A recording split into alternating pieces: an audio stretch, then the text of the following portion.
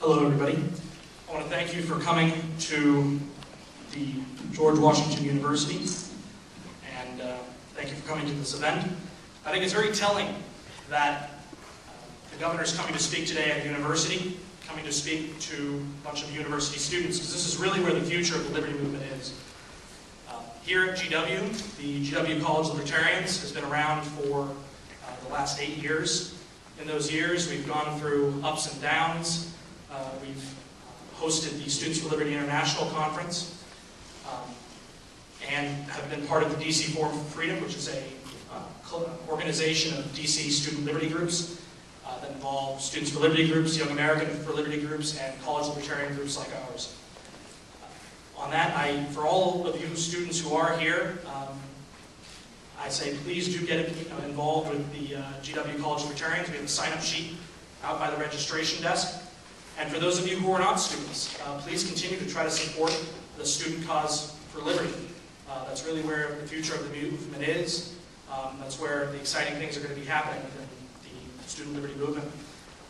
As well, for those of you who are interested in working to try to promote the cause of liberty here in the DC area, there are voter registration forms in the back as well. With that, I'm going to introduce, well, first actually we're going to be having a video to show you, and then after that, the president of the GW College Libertarians, Michael Van Horn, will come up and speak and introduce the governor.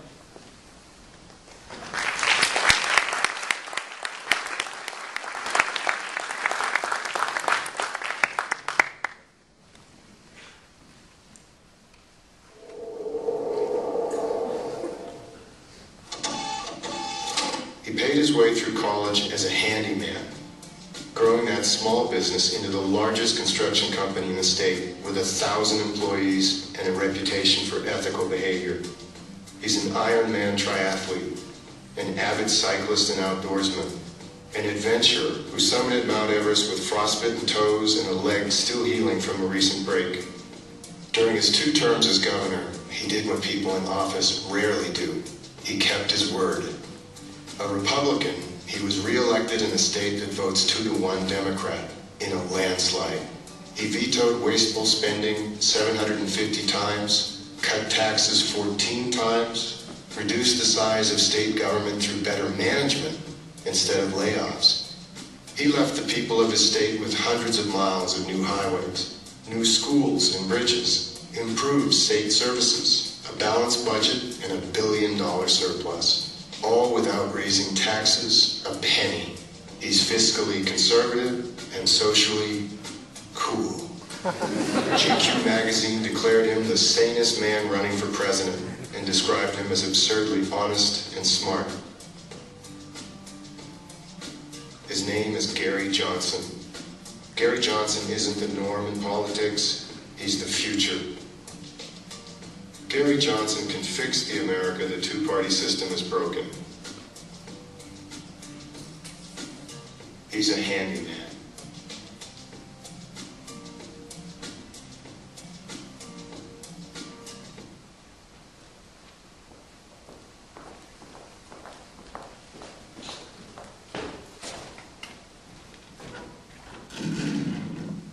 Thank you all for coming.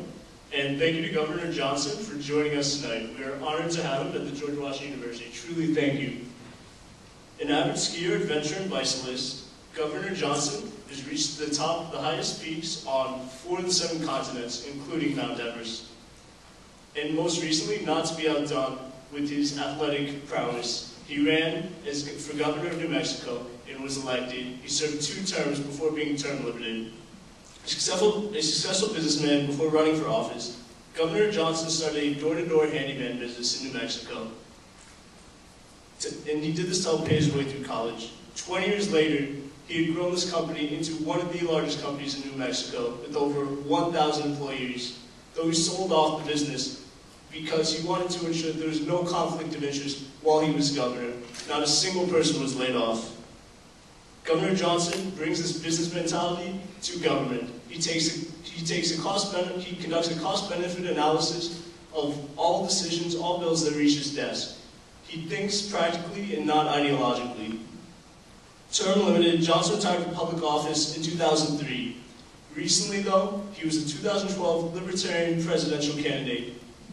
He received more votes, by the way, than any other previous Libertarian Party nominee.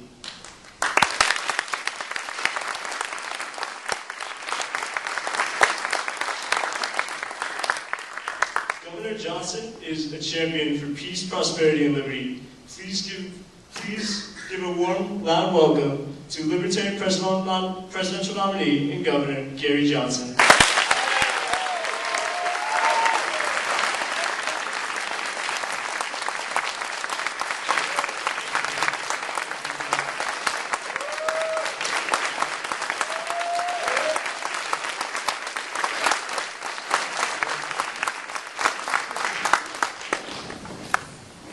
So I'm going to give all of you a lot of advice this evening, and I want to preface this by saying it's worth exactly what you're paying for, which is nothing. So let's establish that right off the bat. First of all, nothing in our lives goes according to plan. Nothing. If you want to figure on anything being a part of the plan, it's that it won't go according to plan. Secondly, life is a journey. It needs to be a journey, not a destination. If you make life a destination, you are just bound to be disappointed. About 8 weeks ago, there's a competition in Taos. Skiing is one of my passions, and it was a hike and ski competition, and I've won the competition a couple of times, and I thought it would really be cool to potentially do that at age 60, so I really trained really hard. Anyway, about 7 weeks ago I broke my thumb and I bruised my shin to the point where I couldn't even put a ski boot on. But if life were a destination, it would be the event, and it would be terribly disappointing. But life isn't the event, life is the destination. So being in that kind of shape and living my life every day to be in that kind of shape, that's an example of life being a journey and not a destination. I like to think of my life as a movie. I'm the director, I'm the producer, I'm the star. And I watch it every single night, and do I like what I see? And if I don't like what I see, hey, who's the director, who's the producer, and who's the star? I would ask all of you to look at your life as a movie. Do you like what you see? And if you don't, there's one person in charge of that whole production. I've been an entrepreneur my entire life. I did start a one-man handyman business in Albuquerque in 1974, grew it to 1,000 employees. It's just amazing what can happen if you show up on time. But what I learned in that process, I learned a lot of things in that process, but one of the things I learned is that hiring is really easy. And none of us make mistakes when it comes to hiring. And I couldn't be more facetious, because you do make mistakes. And what I learned is that although hiring is really easy, firing is really difficult. It's the most difficult thing that you could possibly do. But if you can't do it, you find yourself out of business. And in government, let me tell you, this is one of the big issues with government, is people that get involved with government have never hired, which is easy, and they've never fired, which is really difficult. So here's the disconnect in government, is people hire, they don't make mistakes, they don't fire, and it doesn't work. Well, you've got to know how to fire, and it's really difficult. And then lastly, I learned that tying people to the bottom line, tying all of your employees to the bottom line, really gets everybody pulling in the same direction, and makes a huge difference when it comes to the success or failure of the company. I did sell the business in 1999. Nobody lost their job. The business is doing better than ever. Athletics is my passion. It's an oxymoron to say that I'm ultra fit at 60, but I'm ultra fit at 60 years old. This coming Saturday, there's a mountain bike race in Santa Fe, which I will be in. 3 weeks from now, there's a 12-hour mountain bike race in Gallup, New Mexico, and then 7 weeks from now, there's a 24-hour mountain bike race, which is actually the national championships that I'm entered in. I'm going to do it. And I have a goal to climb the highest mountain on each of the continents, and I've actually climbed 5 of those mountains. They've been 5 journeys, but it has worked out. I have a terrific family. I have a fiancée, Kate. I'm in love, which is really terrific. I think she's going to actually marry me. I want her to. I have 2 wonderful children. Saya is 33, Eric is 30. All of us went to Aconcagua over Christmas and New Year of 2012 to climb Aconcagua, Aconcagua being the highest mountain in South America in Argentina. And it was Kate, myself, Saya, Eric, and then Eric's girlfriend, Lauren. And talk about life and things never going according to plan. And they never go according to plan. Anyway, on summit day on Aconcagua, we go from 20,000 feet to the summit at 23,000 feet. It is cold. It is, I'm going to say, minus 50 with the wind chill. We leave at 4:50 a.m. and at 21,000 feet the guide sits down. And I go, anything wrong? He goes, yeah, my feet are too cold. I'm going back down. This is the guide. It took me about 10 seconds to realize this will make a great story the rest of my life, but okay, how do we get up there? It's still 6 hours to go. Anyway, it all worked out. We got to the summit. I also got elected governor of New Mexico. Never been involved in politics before, just made a promise that, hey, I was going to put issues first, politics last. I think I was wildly successful as governor of New Mexico. I mean, I argue that until the cows come home. I distinguished myself in many areas. One of them was I may have vetoed more legislation than the other 49 governors in the country combined. That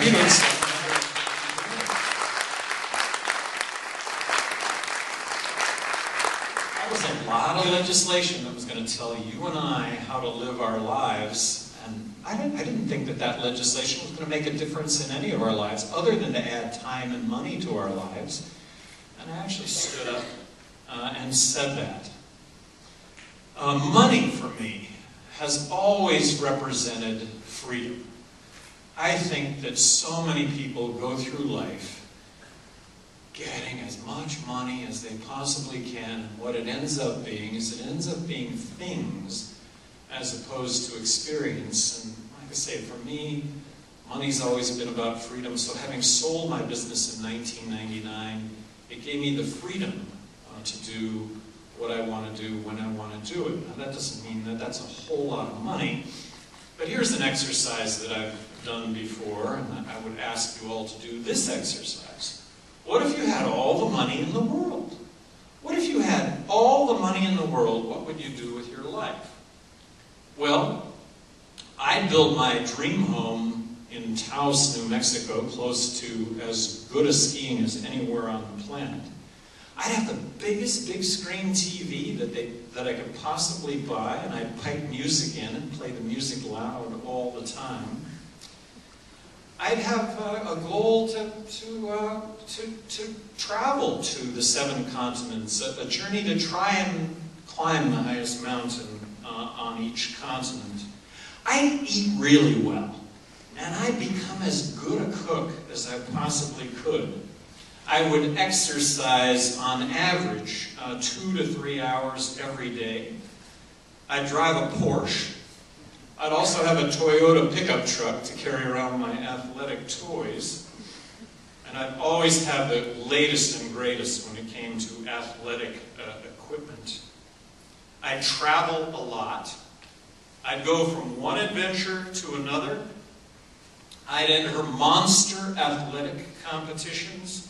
I'd get my pilot's license. I would fly in gas balloon competitions. I'd be an advocate for public policy changes. I'd run for public office. Holy shit, I've got all the money in the world.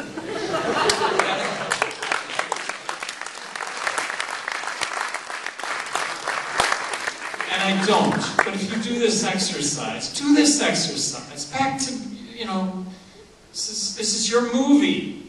This is your movie. Do this exercise. Determine what it is you want to do with your life, and then do it. I'm really, really frugal. Not cheap. There's a difference between the two. I was the Libertarian nominee for President of the United States and got 1.3 million votes. I was third place in the presidential elections. I will tell you that on election day, it was like being released from prison. Whew. I think that over the last 3 years, I've met all 1.3 million people. I really believe that Republicans lost the last presidential race because of their socially conservative agenda. I really believe that. Women's rights, choice, marriage equality, immigration reform. I think this is the main reason why Republicans aren't at the helm currently. I also realize you can't get elected by actually meeting everybody that ends up voting for you for president. I also realize that over the last 3 years, about 90% of the time that I spent ended up to be time that was not productive. So moving forward, I'm not insane. I'm not going to do the same thing over again and expect different results. And since the election day, I have climbed Aconcagua. I got to ski 70 days in Taos. I've regained my ultra fitness. And I've thought every day about how I would do things differently, rebooting.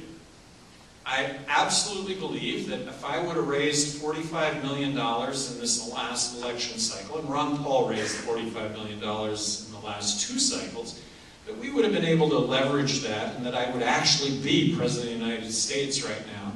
And I base this partially on the website isidewith.com. I don't know how many of you got online and took the presidential quiz, 36 questions. Which candidate do you most side with of all the candidates? Well, out of 3 million people that went on I side with, I was the next president of the United States. Now, it's one thing to be philosophically aligned with somebody, but it's another thing to actually translate words into action, something that I think that I've spent my life doing and accomplishing.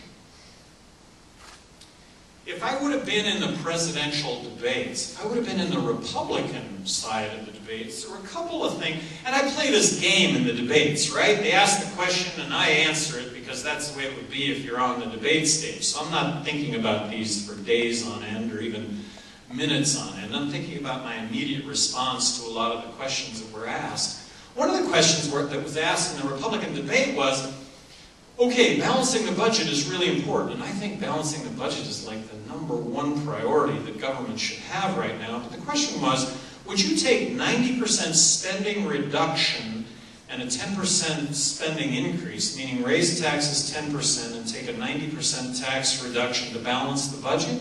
Every single Republican candidate on stage said no! I would have said, look, I haven't raised a penny of tax in my 8 years as governor of New Mexico, but you're asking me a hypothetical question on how we solve the biggest problem that we have in the country right now? Yes, I would vote for that. I would sign off on that. And immigration, building a fence across the border. Romney saying it's a no-brainer to build a fence across the border. I live on the border. You build an 18-foot fence? Really, it's a 20-foot ladder. Okay, let's build a 20-foot fence. It's a 24-foot ladder, and they do make 24-foot ladders. Drugs wasn't even discussed. Drug policy wasn't even discussed. And believe me, I would have brought a different perspective to that. In the presidential debates, Romney talked about the auto bailouts, and his quick response was, no, I wouldn't have bailed out the auto companies. Well, how about the answer that there is a formula for restructuring? It's bankruptcy. General Motors would have entered bankruptcy. They would have emerged as the true car company of the 21st century. Whether that was 20 new car companies emerging from that process, but that's the answer that he should have explained it a little bit in lieu of, gee, all those jobs are going to go away. You know, some of those jobs might have gone away, but the jobs that would have resulted would have been real, as opposed to, arguably, the government pumping up a dinosaur that might not ultimately survive. Romney also said, I love firing people. As I said earlier, I hate firing people. Anybody that says they love firing people, there's something wrong with them. And then Obama, I would have just pointed this out over and over and over again. Nothing that Obama says do I disagree with. It's just that the words don't match up with the actions at all. They just absolutely don't match up.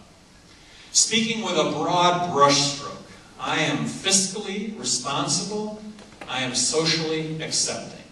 Now, I use the term accepting, not tolerant, because really, I don't give a crap on how you live your life, as long as your life doesn't adversely affect mine. And I think that that ends up...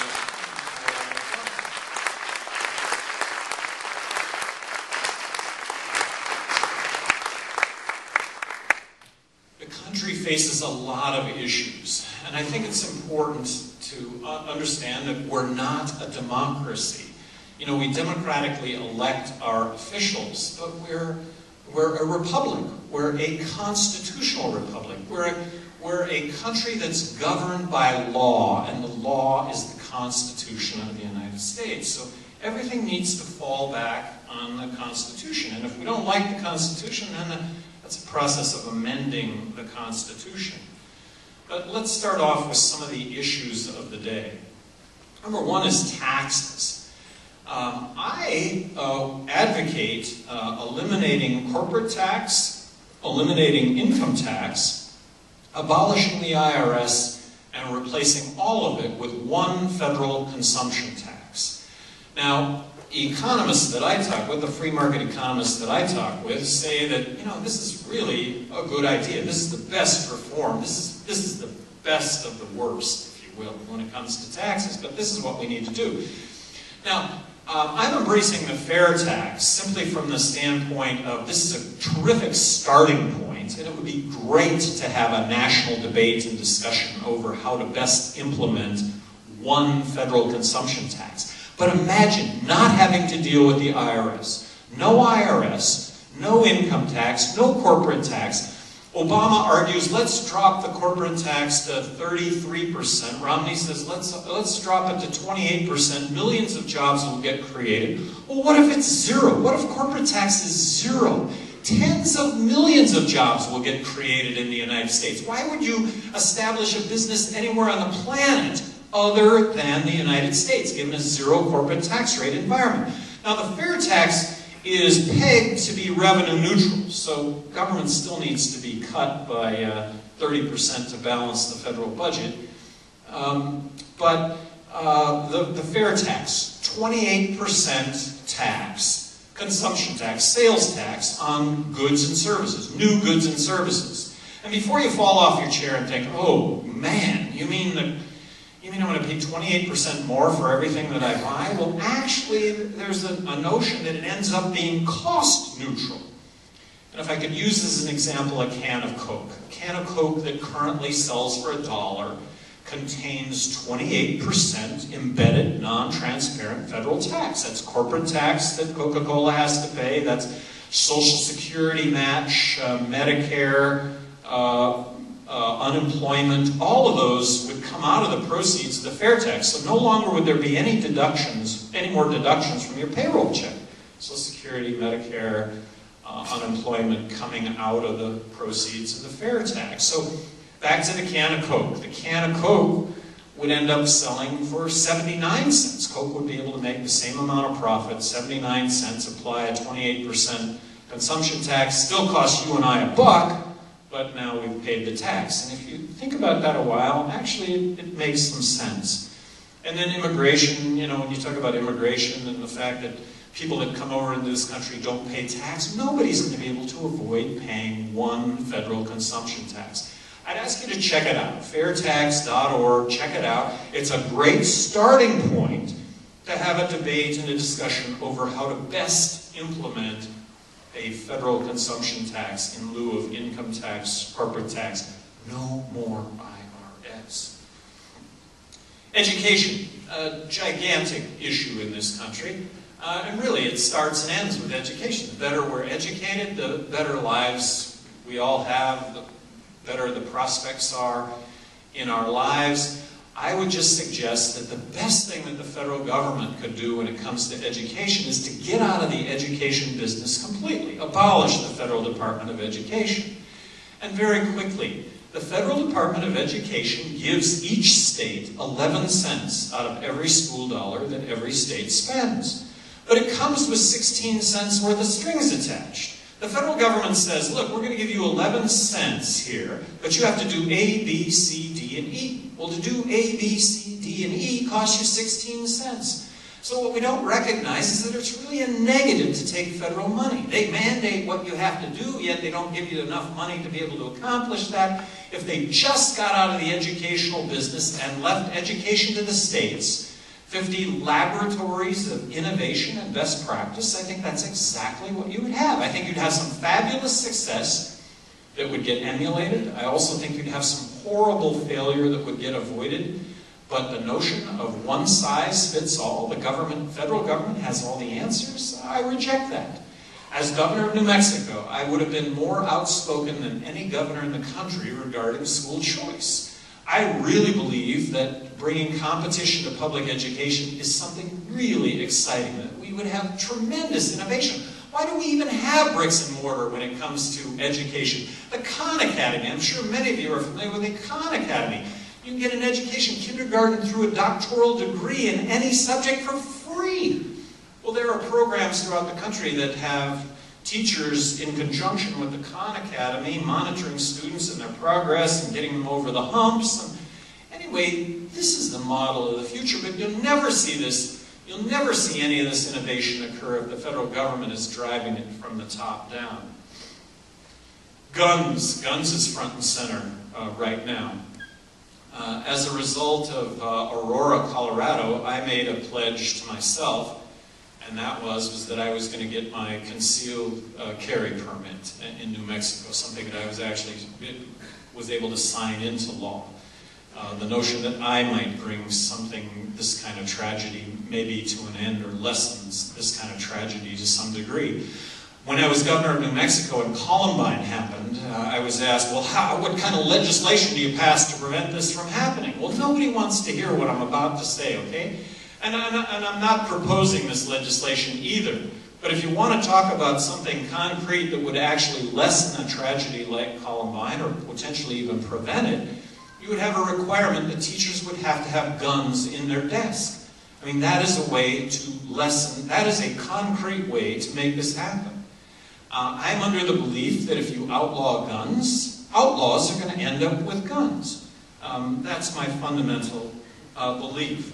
How would it work if you had a president of the United States that wanted to veto legislation, that came at every piece of legislation from the standpoint of vetoing it? Well, I would have vetoed Homeland Security. I would have never established the Department of Homeland Security.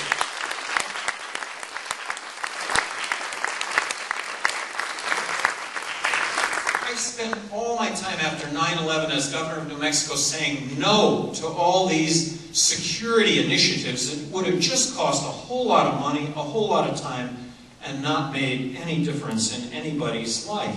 TSA, so vetoing Homeland Security, there would have never been a TSA. I would have left airport security to the airlines, to the airports, to municipalities, to the states. Look, imagine an airline advertising, hey, we're the safest airline. We require you to go through a naked shakedown to get on our airplane. I don't want to fly on that airplane, but maybe some of you do, and we'd see the marketplace work itself out. I want to briskly walk through a metal detector, and then nobody wants to talk about 9/11 either. If guns were allowed on planes, 9/11 wouldn't have happened. And contrary to the movies, you know, shooting a hole through the side of an airplane doesn't suck the entire airplane out. Nobody wants to hear that. And yet, right after 9/11, the government did come up with an idea, a requirement that cockpit doors be fortified. Impenetrable. That makes a difference. Arguably, an aircraft can never be used as a missile again because of that initiative. I would have never signed the Patriot Act, and I would repeal the Patriot Act if given the chance right now.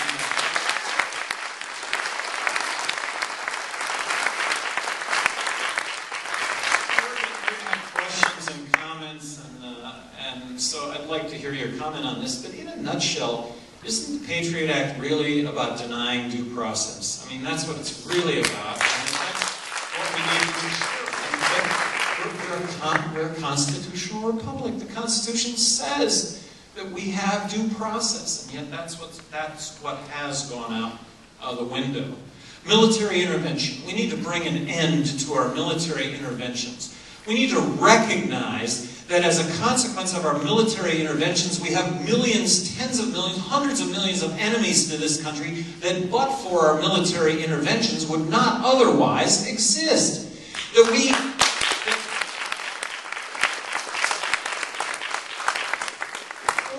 Foreign aid needs to stop. There's this notion that foreign aid is about helping people, starving people, people that need medical assistance. Foreign aid is about propping up a foreign despot who's taken over from another foreign despot, but this foreign despot is a better foreign despot because we back this guy as opposed to the other guy. And this is just an endless cycle that goes on and on and on and on. And these drone attacks, just for a second, let's imagine that all of who we target in these drone attacks are guilty. And I reject that completely because they're not all guilty. We're humans, and humans are behind all of this, and we make mistakes. So not all of who we target are guilty, but let's just assume for a second that they are. We don't just take out just don't take out the guilty person. We take out a quarter of a block. We take out we kill hundreds of innocent people, and because we do this, we make enemies of friends and family and co-workers to these people that are killed, and just put the shoe on the other foot. If there were an occupying country of this country, and our friends or family were killed, we would vow vengeance against that perpetrating country, including giving of our own lives, if that's what it took to achieve that vengeance. And that's exactly what we're perpetrating overseas. So the drones, there's no due process. Well, it's overseas. Well, we're killing a lot of people, and then now we get to domestic drones. And domestic drones, look, where's the due process? Can't somebody just look over this as opposed to who ultimately pulls the trigger? And is pulling the trigger domestically mean that innocents get taken out domestically and somebody's going to make the decision that that's good collateral damage? No! Somebody needs to oversee this, and this is just back to due process. You know, I've been really outspoken on the war on drugs since the war on drugs has been in existence. I really think that we need to legalize marijuana now.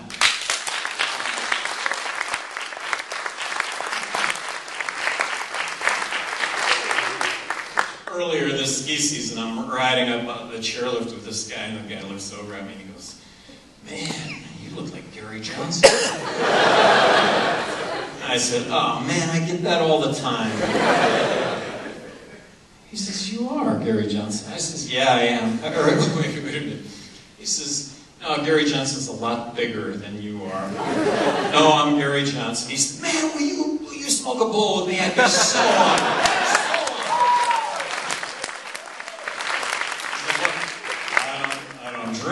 I don't smoke pot, but I'm working really hard to make that happen for you. So Colorado, state of Colorado and state of Washington voted to legalize marijuana. This is really, really positive.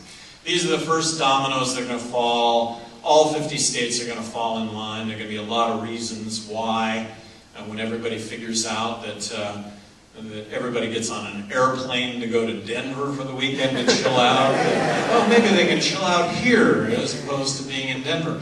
One of the big issues with marijuana legalization is establishing impairment. And it'll never be legal to smoke pot, become impaired, and get behind the wheel of a car, okay? It's just not going to happen. Or become impaired and do harm to anybody else. I mean, that's going to always be against the law. But although I don't drink and I don't smoke pot, I have drank and I have smoked pot. And I found pot such a safer alternative than alcohol. I have always said that marijuana will lead to less overall substance abuse because people will find it such a safer alternative than alcohol. And I don't want to make excuses here. It was a different time. But as much marijuana as I ever smoked and got behind the wheel of a car, I found myself going the speed limit. I found myself between the lines. I found myself following the traffic lights. I didn't know where I was, but I knew that if I continued driving, that it would come to me, and it always came to me, always.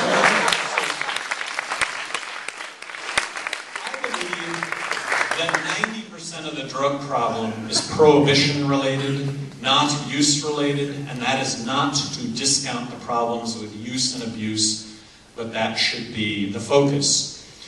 Judges in Portland, Oregon, when I was governor of New Mexico, wanted to meet with me. I didn't know how this meeting was going to go, but showed up, about 6 judges from Portland, Oregon, and what they said was, hey man, we're here to support what you're saying. We think that what you're saying is right on, but we would like to share with you a story here that anecdotally you might pass on to others that will help them better understand the drug issue. They said that methamphetamine is really the horrible drug. It's the horrible drug, it alters behavior. People that use methamphetamine do bad things. They said, but methamphetamine, these are the judges talking, but methamphetamine is the best example we can think of a prohibition drug. It wouldn't exist but for prohibition, because it's cheap and it's easy to make. These are the judges talking. We're not suggesting the following, but if cocaine were legal, these people would be using cocaine instead of methamphetamine without the negative behavioral consequence. Now, imagine if the government told the truth. Well, the truth when it comes to cocaine. Okay, use cocaine, there's not this negative behavioral consequence. Actually, it's kind of a pleasant experience. But cocaine literally puts holes in your heart. You use cocaine and you are going to, at a point, you're going to die from a heart attack. Whitney Houston is just a typical example of somebody that uses cocaine all their lives and then one day just ends up dying. When I was governor of New Mexico, one of the leading publisher of one of a daily newspaper here in this country, he said, you know, I smoked pot when I was in college. I walked into the grocery store and the pictures of the roaches on the roach cans came alive, and you want to legalize this stuff? I said, my point exactly. You wanted to smoke a little beer weed, and you smoke some LSD weed. Quantity, quality, unknown. This is prohibition. This is a prohibition phenomenon. Prohibition is what kills. Steve Jobs said LSD was his inspiration. That without LSD, he wouldn't be the human being or have the creativity that he had in his life. Well, in the mid-60s, a dose of window pane acid visually is half the size of your small fingernail.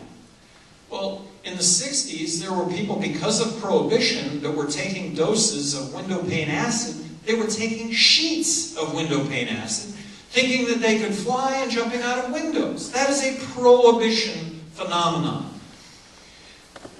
I guess you want to legalize heroin then too, right? Well, do you realize that in Zurich, Switzerland, they have a heroin maintenance program in Zurich, Switzerland, where if you're an addict, you can get free heroin? And the idea was to reduce death, disease, crime, and corruption. You weren't going to have to steal to get your heroin. You weren't going to die from an overdose because it was going to be a prescribed dose. Clean needles, so no more HIV, no more hepatitis C, no more having to be a prostitute to pay for it, no more guns involved in violence, trying to get the money procured in it. Chief of police in Zurich shows up in Albuquerque. He said when they came out with this program in Zurich, I could not have been more opposed to this, nor could all of my friends in law enforcement. Death, disease, crime, corruption was going to skyrocket in Zurich. I'm here because Zurich is a much better place to live today. That all of the things that they said would happen, have happened, and I'm here to advocate on the part of that, and citizens of Zurich voted to re-up on this program. So it's been a start with marijuana legalization. The world isn't going to end. Police are going to actually go out and enforce real crime tomorrow as opposed to non-violent victimization.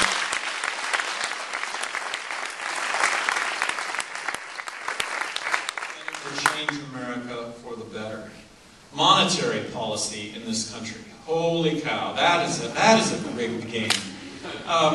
Federal Reserve printing money at 0%, giving it to the banks at 0%. Do we get the money at 0%? No, we don't get any of it because what they're doing is they're just keeping these massive portfolios alive that would otherwise be dead. Federal Reserve is printing money now to the tune of $85 billion a month, buying up who knows what, buying up our own treasuries. I mean, it's a closed loop. Short term, with a central bank printing money to cover all of our bills, looks pretty rosy. Long term, this is negative. This is not good. This has to be fixed.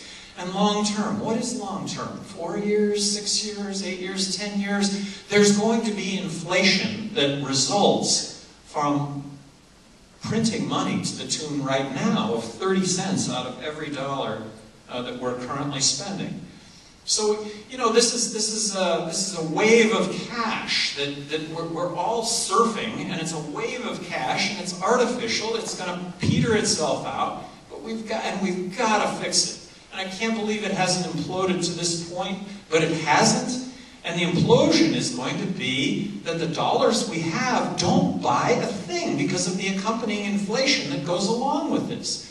Now people ask me, well, gee, I don't have a lot of money. What can I... Oh, and then the wealth gap has also increased dramatically. It's because the people that have assets have been able to ride this out. People with no assets, it's just become a wider and wider gap. So we need to fix this. And we need to fix this now. And to fix it, we need to balance the federal budget now. And you can't balance the federal budget if you're not willing to talk about entitlements, and if you're not willing to talk about cutting military spending. So the military needs to be cut by 30%. We're spending more money on the military than all the other countries in the world combined, and we're only 8% of the world's population. That doesn't make any sense whatsoever. Is China a real threat? They're buying up our treasuries, and yet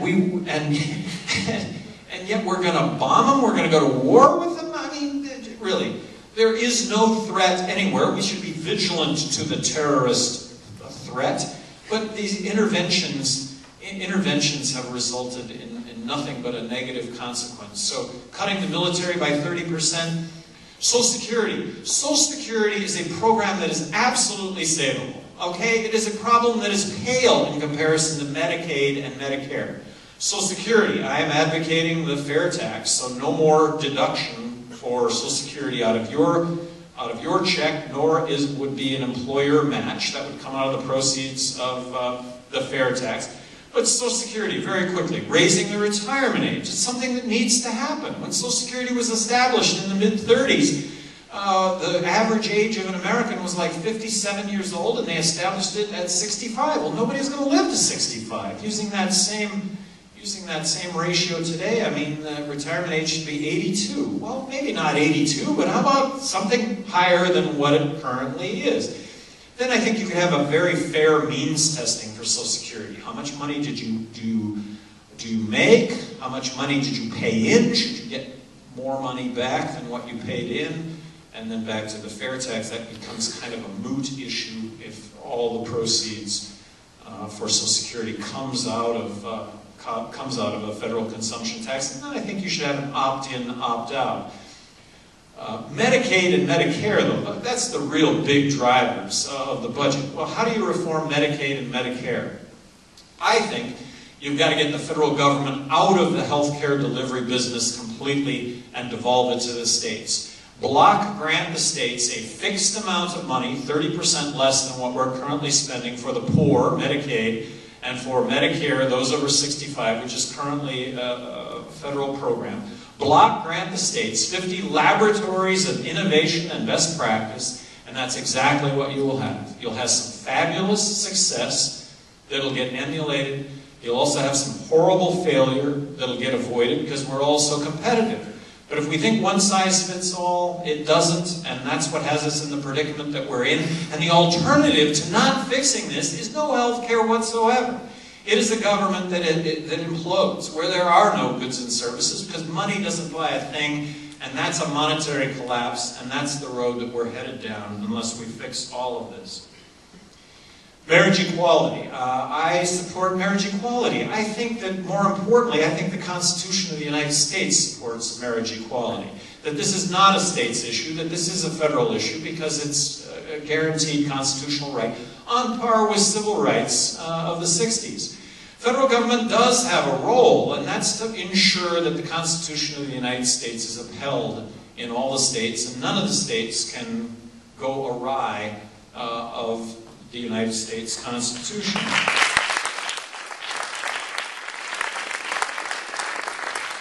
Abortion is really a difficult issue. It's such a divisive issue. And I just think that as difficult as the issue is, that the person who should make the choice involved in the issue is the woman who is involved in the situation, period.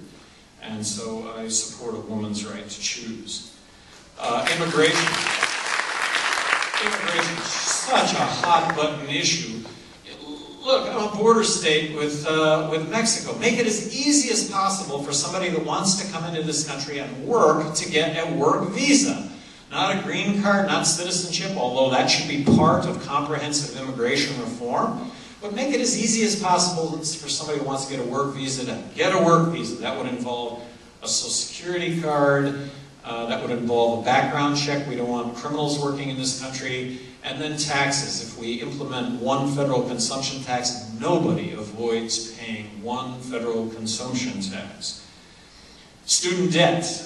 What's the main? I know a lot of you are students. I know a lot of you have incurred a lot of debt. It's kind of a chicken and egg thing. Why is college tuition so high? College tuition is so high because of guaranteed government student loans. You have no excuse whatsoever to not go on and get a degree in college no matter what it costs because you can get a guaranteed government student loan. I guarantee you if guaranteed government student loans did not exist, colleges and universities would dramatically lower the cost of tuition because they want to fill these seats. And they've been immune from that, from that free market concept. They just keep raising tuitions because of guaranteed government student loans. Somebody asked me the other day, would you sign legislation that would allow students to declare bankruptcy to forego all of their student debt?